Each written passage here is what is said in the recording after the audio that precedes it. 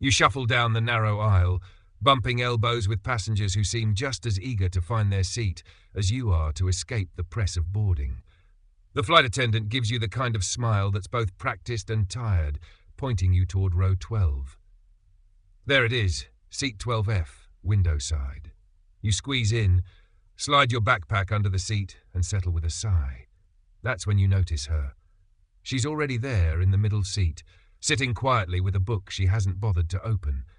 The corners of her eyes crease not from age, but from years of sun, wind, and something harder to name. She offers a polite nod, and you nod back, thinking nothing more than this will be another routine flight. You're wrong. The cabin vibrates with the familiar rattle of luggage bins closing, the thud of boots on carpet. You probably won't survive this, at least not unchanged. Because beside you is someone whose past is bigger than the small space of row 12, and soon, without asking, you'll be pulled into it. So before you get comfortable, take a moment to like the video and subscribe, but only if you genuinely enjoy what I do here. And hey, tell me in the comments where you're watching from and what time it is there. The seatbelt sign dings. The plane lurches back. Out of the corner of your eye, you see her knuckles tighten, the faintest scar cutting across one hand. You wonder, just for a second, who she really is. The engines roar. She leans into the headrest and mutters, almost to herself, "I hate being a passenger." You almost laugh, because who doesn't? But her tone carries something heavier, something closer to resentment than discomfort. The plane lifts, the ground falling away in a patchwork of fields and roads. She closes her eyes, jaw tense, and you sense a restlessness in her posture that feels oddly practiced, like she has spent her life not sitting still but commanding motion. You steal a glance at the overhead light glinting on a metal bracelet around her wrist. Etched there, an eagle diving with talons out. You don't say anything yet, but when the turbulence hits, sharp, sudden, dropping your stomach in a sickening lurch, she doesn't flinch. Everyone else gasps, the attendant grabs the overhead rail, a baby starts wailing. But she sits steady, eyes open now, watching the cabin as if calculating wind speeds. You can't help yourself. You whisper, "You don't even blink." She smirks. This is nothing compared to a crosswind landing. And suddenly you know, she's not just another traveller. The engines hum as the plane steadies. She exhales slowly, turning her gaze to the oval window where clouds billow like mountain ranges. You ask, timid at first, what she means. "Crosswind landing," she repeats, her voice low. "F-22 doesn't care if the runway's misaligned. You fight the gusts until your wheels hit straight. If you don't, you skid sideways at 200 miles an hour. She shrugs like it's casual dinner talk. You learn not to blink. Your chest tightens. F-22. The most advanced fighter in the world. And here she is, seat 12E, middle row, quietly mentioning she's flown one. She leans back, finally opening the book, not to read, but to use as a shield against curious eyes. But you're already hooked. You remember a recent headline from military times about a female pilot who had been decorated for combat training, someone who quietly shifted how the Air Force handled pilot recognition. Could it be her? Veterans still argue in online forums whether women should be on the front lines, but here's one, sitting next to you, indifferent to their chatter. The beverage cart rattles down the aisle, clinking cans and plastic cups. She orders water. When the attendant leaves, she studies the condensation sliding down the cup, as if replaying a mission only she can see. "Why'd you stop flying?" you ask, though you know it's bold. Her eyes flicker toward you. "I didn't stop. The Air Force did. Medical retirement. Neck injury." She taps her shoulder where the harness would have locked tight. "Ejection seats don't forgive." You swallow, because the weight of that statement is more than a casual confession. An ejection seat. Violent, life-saving, final. You can't imagine carrying that memory while trying to act like a normal passenger at 35,000 feet. The clouds outside glow orange with the sinking sun. The plane rocks again, not badly, but enough to draw another round of gasps from the row ahead. She doesn't look outside. She doesn't need to. Her stillness tells you she's flown through worse.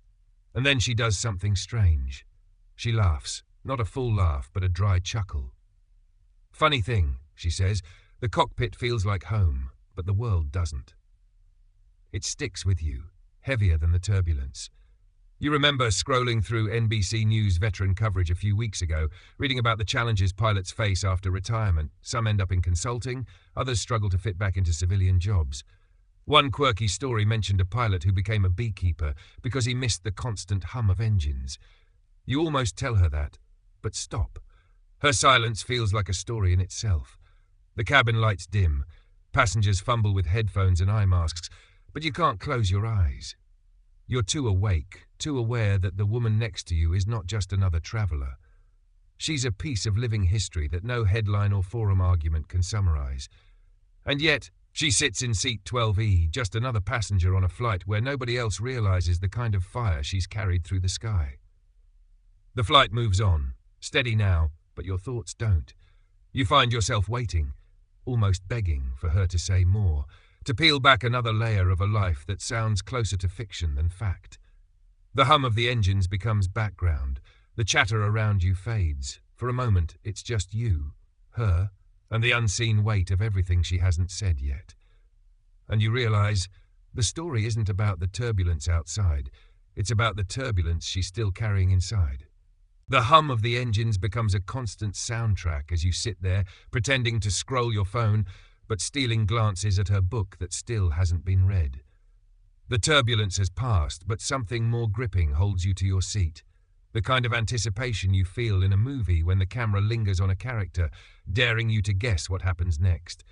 You can't shake the feeling that her silence is not empty. It is calculated. It is loaded. She notices you staring and cracks a small smile. Curious, aren't you? You almost choke on the truth, but nod anyway. A little, you admit. Her fingers trace the rim of the plastic cup. Most people think they want to know, then they hear the details, and suddenly they wish I'd just kept it all a mystery. You lean in without thinking. Try me. She studies you for a moment, as though weighing whether you've earned the right to hear. Then, with the patience of someone used to commanding attention, she begins. First time I sat in the cockpit, it wasn't even the F-22, she says. It was a trainer jet. The T-38. Lightweight, unforgiving. We called it the White Rocket. You sneeze wrong, you stall. That's where they test if you're serious or just daydreaming. You picture her younger, helmet too big for her head, strapped tight into a seat built for men who doubted her before she even touched the throttle. You can almost hear the headset crackling with a gruff instructor's voice. I remember one of the guys on the tarmac laughing, she adds, voice steady. Said I wouldn't last 1 month in the program. He was gone in 3 weeks. Wasn't about gender. Wasn't about who ran faster on the PT track. It was about who could sit in a cockpit, push past panic, and think clearer as the ground spun upside down. You want to ask what happened to him, that instructor who doubted her. But her tone makes it clear in the end she didn't have to prove him wrong. The jet did. Her hand lifts slightly, thumb and fingers pinching an invisible stick, mimicking the maneuver of pulling a tight roll.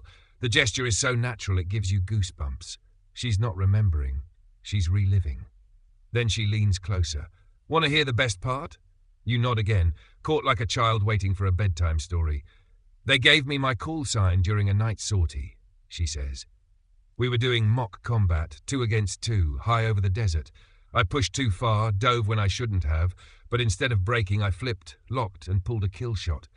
My wingman swore I had death in my eyes. From then on, they called me Reaper.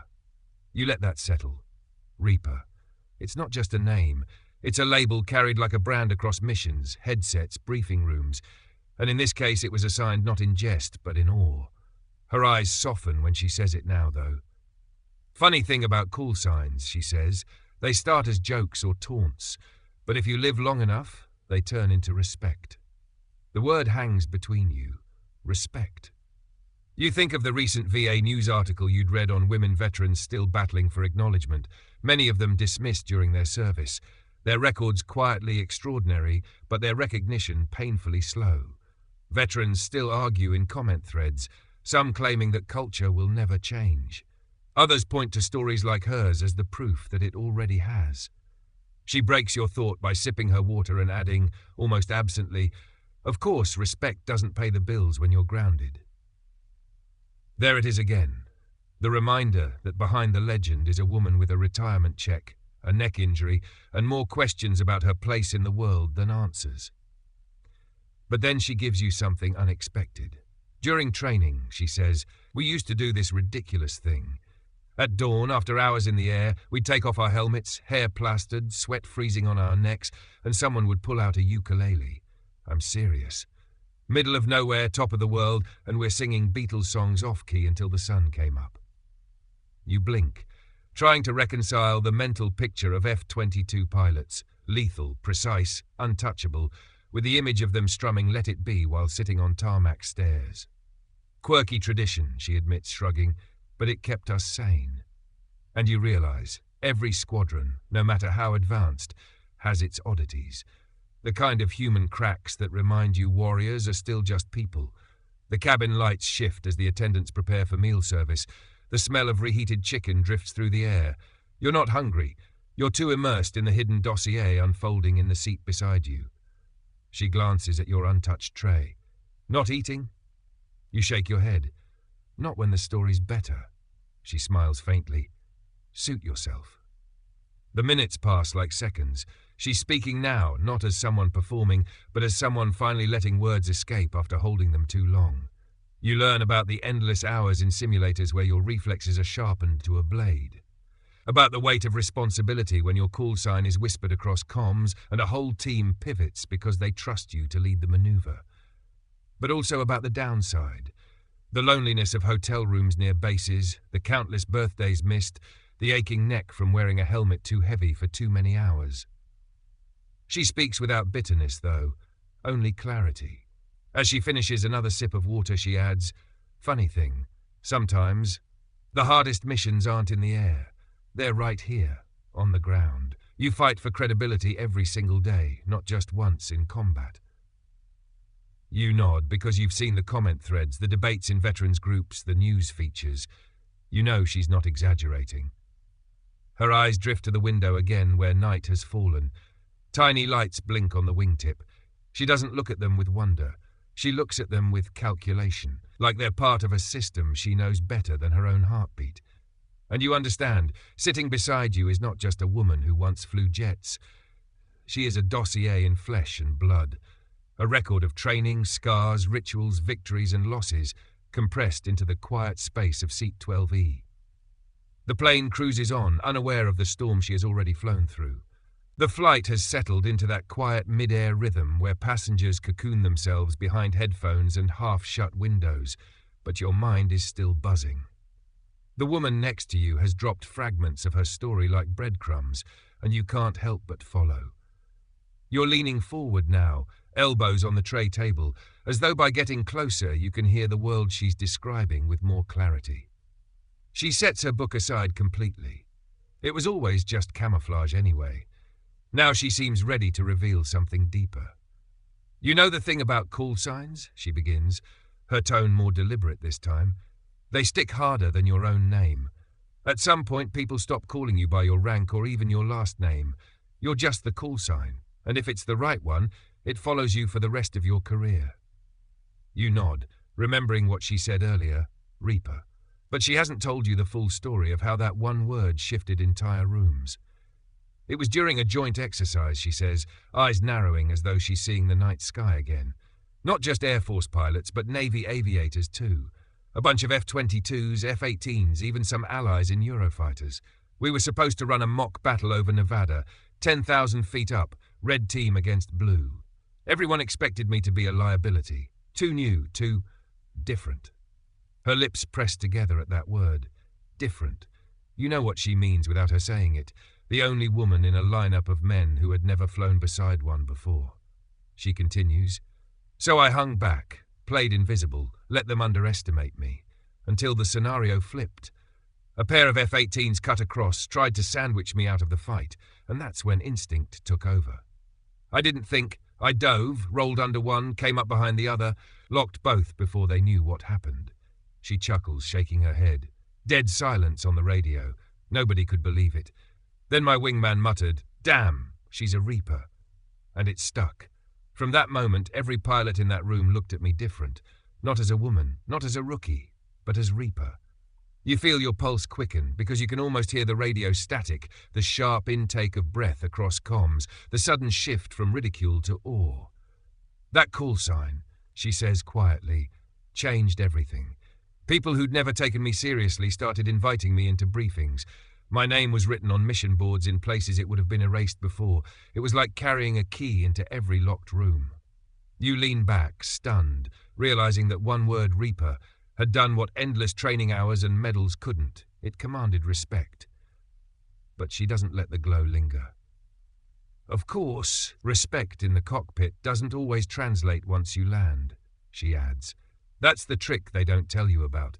You can kill it in the air, but when you're back in the hangar, you're still fighting to be seen. The reminder lands heavier than the turbulence earlier. Because you know she's right. You've read too many stories in military.com about decorated female pilots who come home to find their credibility dismissed by peers who can't reconcile skill with gender. Veterans still argue endlessly in comment sections about whether those women truly earned their spots, as if combat logs weren't proof enough. She glances at you, maybe sensing your thoughts. They never stopped testing me. Every mission, every briefing, every simulator run. Sometimes the hardest part wasn't flying. It was pretending their disbelief didn't bother me. The cabin lights flicker as the attendants wheel carts of coffee down the aisle. She refuses one, settling instead for a granola bar from her bag. She unwraps it with precision, each crinkle of foil measured, almost like she's back in the cockpit handling controls. She chews quietly, then adds with a grin, "Want to know something funny? The first time the call sign made it onto an official roster, the admin thought it was a typo. Tried to change it to Reaper Squad because she assumed no pilot could actually be named that." You laugh, because it sounds absurd, but you also see the truth behind the humor. Even the paperwork couldn't quite process the reality of her presence. The story pulls you in deeper, and you start to feel like you're there. The desert heat rising off runways, the sharp smell of jet fuel, the low growl of engines before takeoff. You can picture her helmeted head turning in the cockpit, the HUD glowing green, the name Reaper whispered through comms like both a warning and a promise. But then she tells you something that twists the story yet again. The call sign was a shield, she says, but it was also a burden. Every time I flew, I knew the guys were waiting for me to fail, just so they could say the legend was exaggerated. That weight, it keeps you sharp, but it also eats at you. Her gaze drops to her lap, to the scar on her hand that you noticed earlier. The night I ejected, I remember thinking, so this is how Reaper ends. You catch your breath. She hasn't mentioned the details of that night before, and you don't dare interrupt. The seat fired like a cannon, she says, voice steady. 1 second I was in control, the next I was a projectile. My neck compressed, my body tore against the harness, and the cockpit fireball lit up below me. The chute opened late, but it opened. When I hit ground, I thought I'd never move again. She pauses, letting the memory roll through the silence of the cabin. Passengers around you shuffle in their seats, oblivious. But for you, the airplane suddenly feels like a fragile capsule compared to the violence she's describing. I survived, she says simply, but the Reaper died that night. At least in the Air Force's eyes. You sit frozen, the weight of her words pressing down harder than gravity. Yet even in that moment of vulnerability, there's steel in her tone. Funny thing is, the call sign still follows me. Even now at Veterans Park events or reunions, when I walk into a room, someone inevitably says, "Reaper's here." And no matter what I've lost, that respect doesn't vanish. You think about the ongoing debates in Stars and Stripes where veterans argue whether women pilots should be memorialized the same as men. Some say yes, pointing to their records. Others hedge, citing tradition. But listening to her, you know those arguments aren't abstract. They're aimed at people like her. The lights dim further as the flight crew encourages sleep. A baby cries faintly in the distance. You're not tired, though. You're wide awake, staring at the woman in seat 12E who has just shown you how a single word, Reaper, reshaped the way an entire squadron saw her, and how it continues to echo long after the cockpit closed. The revelation leaves you with a strange feeling. Awe, sorrow, admiration, and a nagging curiosity about what respect really means when it's given grudgingly, when it's earned at such cost, when it's tied to a name you didn't choose but had to carry. And as the engines hum through the night sky, you realize this story isn't done unraveling. Not yet. The plane has leveled into that steady overnight rhythm, the kind where most passengers drift into shallow sleep while engines drone like a lullaby. But you are wide awake, trapped not by altitude but by the gravity of her words. Reaper. The call sign echoes in your head, carrying weight and shadow. She's silent now, gazing out the small oval window at a sky so dark it feels infinite, and you know instinctively that the next turn in her story isn't going to be light. She breaks the silence herself. "Want to know the funny part?"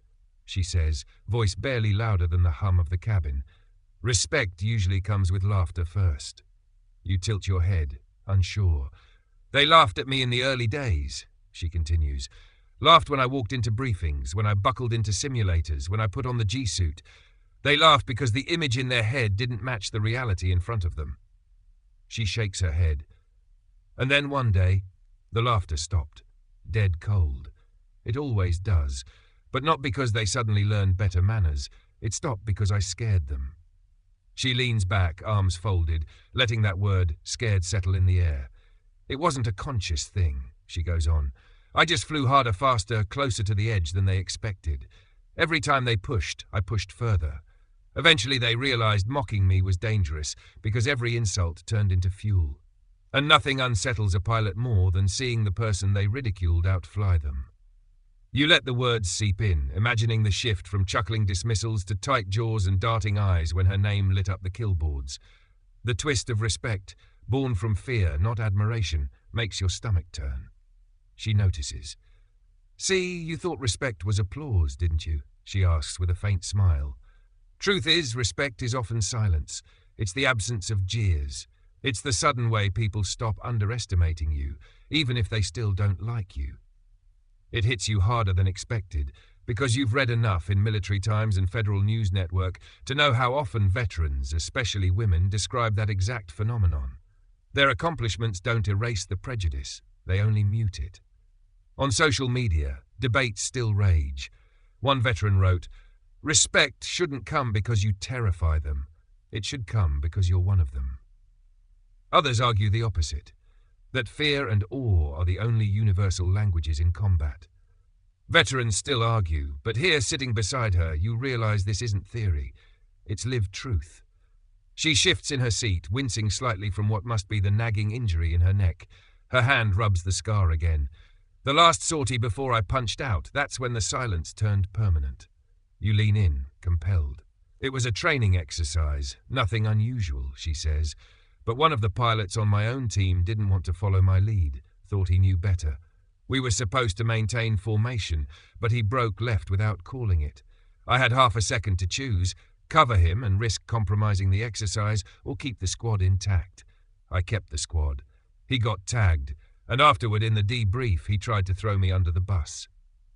You can almost hear the sterile hum of the debriefing room, the tension in the air as voices rose. "I didn't argue," she says. "I just replayed the tape. Everyone watched the footage. Everyone saw how his mistake had forced the situation.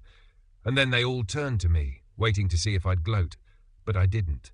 I just said, next time, trust the formation." She looks at you, eyes steady. From then on, they followed my lead. Not because they liked me, not because they wanted to, but because they couldn't afford not to. The twist of respect. You picture her in that room, the silence palpable, the shift from dismissal to reluctant acknowledgement. You understand now why her call sign still carries power even years later. It wasn't given. It was carved into their memory with precision and inevitability. But the story doesn't let up. She takes a slow breath and says, "The night I ejected, that same pilot was flying back up. He was the first to call it in. Reaper's down. I heard it before I lost consciousness, and I'll tell you, there was no laughter in his voice then, only fear." The image burns into you. Fireball in the sky, a voice cracking over comms, the weight of realization that the person they once mocked might not return. For a moment, neither of you speaks. The hum of the engines fills the space, but it feels like static, like background noise to something larger pressing in. Then she does something unexpected. She laughs, softly, shaking her head. Funny world, isn't it? You spend years proving yourself to people who never wanted you there, and the second you're gone, they talk about you like a legend. You can't help but think of recent coverage in Stars and Stripes about pilots lost in training accidents, the way their names suddenly become revered when, weeks earlier, they'd been footnotes. The hypocrisy isn't lost on her, or on you. But you know what the real twist was? She asks. You wait. The respect didn't vanish when I hit the ground. If anything, it grew. Pilots I'd never met before came up to me in hospitals, in VA waiting rooms, at veterans reunions. They'd heard the story. They knew the name. Reaper wasn't just mine anymore. It became a myth that travelled faster than I could. Her voice softens. The irony is, the thing that nearly broke me gave me the respect I'd been fighting for all along. You sit back, trying to absorb the paradox. She earned respect by nearly losing everything, and now she carries it like a shadow. The plane tilts slightly, beginning its descent pattern, though you still have hours left to go. You glance around, realizing the rest of the cabin is asleep, unaware of the history being unravelled in row 12. She stretches her neck, grimacing, then adds with a final note, "Respect isn't applause, kid. It's when even your enemies don't dare speak against you." And with that, she leans back, closing her eyes, leaving you to wrestle with the truth she's just dropped in your lap. You stare out the window into the dark, replaying her words, her stories, the eerie shift from mockery to silence to reverence. And you realize this section of the story isn't just about flying. It's about what it costs to command respect, and how sometimes the price is higher than anyone expects. The cabin has grown so still that even the usual shuffle of the attendants has vanished. It's that strange, floating silence of long-haul flights where you feel suspended outside time itself. Yet your thoughts race faster than the jet streaking through the night sky. Everything she has shared keeps spinning in your head. The laughter, the call sign, the ejection, the twist of respect that changed from mockery into silence. But what you don't realize until now is how her story reached far beyond the cockpit. She opens her eyes again, catching you watching her. A half smile touches her lips, but there's no humor in it. "You think it ends there?" she asks. You shake your head. Somehow, you already know it doesn't. "Once my flying days ended, the story didn't stop with me," she says. "It started rolling through the veterans' world like a loose wheel on a runway, fast, loud, impossible to ignore." Her words paint a picture of the social ripples her call sign created. You imagine veteran forums buzzing late into the night, usernames hidden behind avatars arguing fiercely about whether women belonged in the skies. She nods as if confirming your thought. "First time my name showed up on one of those forums, someone posted, 'Never thought I'd say this, but Reaper saved my hide in training.' That was enough to spark a debate that went on for weeks. Some called me a trailblazer. Others said I got lucky. Veterans still argue even now." She adjusts her posture, wincing a little from her neck, but her voice grows stronger. "NBC News picked it up once. They ran a piece about female fighter pilots breaking barriers, and my name slipped in as a sidebar. After that, everything exploded. Emails from strangers, requests to speak at events, even hate mail saying I ruined the purity of the cockpit. Social media turned my call sign into a hashtag for both praise and insult." You recall scrolling past that exact storm, tweets and Facebook posts where some cheered her, others sneered. The sharp divide was unmistakable. And in that moment, you realize her story is bigger than personal triumph. It's a cultural fault line exposed for all to see. "Here's the strange part," she continues. "The same men who mocked me in squadrons now defend me online. I'll see them arguing with trolls, saying, 'You don't know what she did in the air.' Funny, isn't it? They never said that to my face when I was flying." Her tone has that mix of sarcasm and weariness that only someone battle-tested can carry. It reminds you of those comments you've read on military.com, where veterans swap war stories like poker hands, each trying to outdo the other, but occasionally rallying fiercely behind one of their own. She tilts her head, eyes narrowing. And then came the speeches. Veterans organizations wanted me to tell my story. At first, I said no. Too raw, too personal. But then I realized, if I stayed silent, the loudest voices would always be the ones saying women didn't belong, so I stood up. You picture her at a podium, lights glaring, a crowd of veterans shifting uncomfortably in folding chairs, some leaning forward with curiosity, others crossing arms in defiance. And her standing steady, delivering lines like flight commands, clear, precise, undeniable. The first time I spoke, she says, you could feel the tension. Some men refused to clap, but others came up after, tears in their eyes, saying their daughters wanted to be pilots. That was enough for me. Her words bring you to the heart of the social impact. This isn't just her story. It's about the next generation watching. You think of the Vet Serve campaign you'd read about, where female veterans were spotlighted to inspire young recruits. Her story could have fit there seamlessly, woven into the wider fabric of progress and resistance. But she adds a twist you didn't expect. Not everyone saw it as inspiration.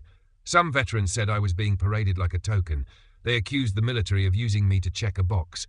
That's the cruel irony. You fight for respect, earn it, and then people dismiss it as propaganda. You exhale sharply, because it feels brutally unfair. Yet she doesn't seem bitter, only resolved. The truth is, she continues, the ripple effect was bigger than me. I'd show up at VA hospitals and young women in uniform would come whispering, "Ma'am, I heard about Reaper. Thank you." I'd pretend to brush it off, but inside, it mattered. It reminded me that sometimes respect isn't about your own ego. It's about giving others permission to imagine themselves in places they've been told they don't belong. Her voice softens, but the weight of her words deepens. Respect becomes a bridge. You cross it first, but it's not really built for you. It's built for everyone who comes after. You let that image sink in. A bridge. You see her story, spanning from cockpit ridicule to cultural debates to the whispered thanks of young women still fighting for a place. But then she drops one more quirky detail that makes you smile. At one reunion, some of the guys made patches, little cloth Reaper emblems. They thought they were being funny. But the joke backfired. Everyone wanted one, even the ones who'd mocked me. Now I'll walk into gatherings and see my call sign stitched on jackets. Half of them don't even know why it started. It's just part of the law now. You chuckle, because it's absurd and poetic all at once. What began as a way to test her became an emblem worn by others, a story carried into rooms she never entered. She notices your grin and shrugs. That's how culture shifts. Not overnight, not cleanly. It shifts in quirks, in contradictions, in the stories people can't stop retelling. And in that moment, you understand that her journey is no longer hers alone. It belongs to forums, news headlines, reunions, even to strangers on planes who happen to sit beside her in seat 12E. The cabin shakes lightly as the plane adjusts course. She doesn't flinch. She's flown through storms you can't imagine. But she glances at you and says, "Funny thing about respect, it ripples louder than engines. Once it's out there, you can't control where it lands." You swallow, realizing the truth of it. Her call sign isn't just a label, it's a story that has outgrown her, a current running through the veteran community, stirring debate, inspiration, and change. And as the engines hum, you wonder if one pilot's story can ripple this far, what might it mean for the next wave of voices waiting to be heard? The hum of the engine seems softer now, though you know it hasn't changed. Maybe it's your perception that has shifted. You've been pulled through her story. Seat 12E, no longer just a seatmate, but a portal into the skies, the squadrons, the fireball she once escaped. And now, as the flight inches closer to its destination, you sense the narrative bending toward a close. Still, you lean in, because you know there's more. There has to be. She stretches, neck cracking faintly, and exhales like someone releasing weight she's carried for years. "You know what the hardest part is?" she asks. You tilt your head. It's not the flying, not the injuries, not even the debates online. It's coming home and realizing the world you once belonged to has kept moving without you.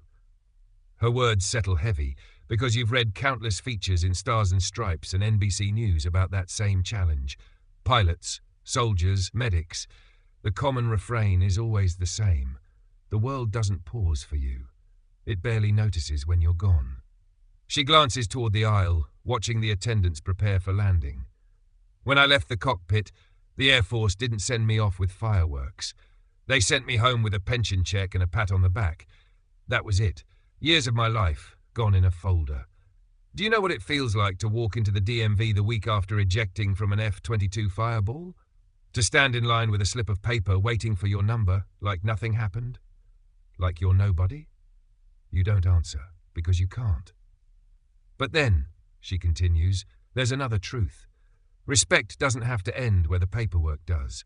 Respect is carried, commanded, insisted upon, even when the system doesn't recognize it. She tells you about speaking at schools where kids line up wide-eyed, asking questions about jets they've only seen in video games. She laughs when recalling one boy who said, "You flew the Reaper drone." And she had to explain, no, she was the Reaper. They didn't believe me until I showed a photo, she says. Then they gasped like I'd walked out of a comic book. You imagine that moment, the spark of wonder lighting up a classroom. The story's impact has stretched beyond forums and veterans' halls.